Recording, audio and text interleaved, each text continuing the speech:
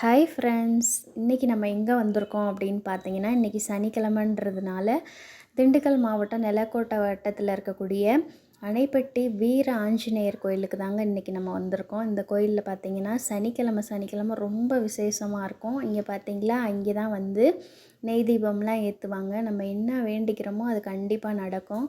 வேலை இல்லாதவங்களுக்கு நிச்சயமாக வேலை கிடைக்கும். ஏதாவது நமக்கு தோஷம் இருக்குது, சனி ராகு கேது இந்த மாதிரி ஏதாவது தோஷங்கள் இருந்தாலும் இங்கே வந்து நம்ம ஆஞ்சநேயரை வந்து மனசார வேண்டிக்கிட்டு இங்கே வந்து நெய் தீபம் ஏற்றி வச்சுட்டு துளசி மாலை அப்படி இல்லைன்னா வடையால் செஞ்ச மாலையை நம்ம சாமிக்கு சாத்திட்டு நம்ம அர்ச்சனை பண்ணிவிட்டு விளக்கேற்றிட்டு போனாலும் நல்லதே நடக்குங்க.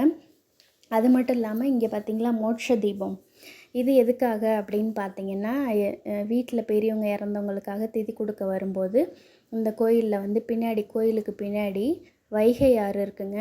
அங்கே வந்து நீராடிட்டு குளிச்சுட்டு இங்கேயே ஐயர்லாம் இருப்பாங்க, புரோகிதர்லாம் இருப்பாங்க.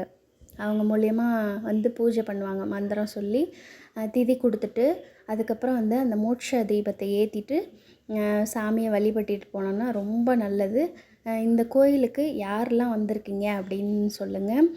எந்த ஊரில் நீங்கள் இருந்தாலும் இந்த கோயிலுக்கு வந்து ஒரு தடவை விசிட் பண்ணி பாருங்கள். ரொம்ப நல்லாயிருக்கு.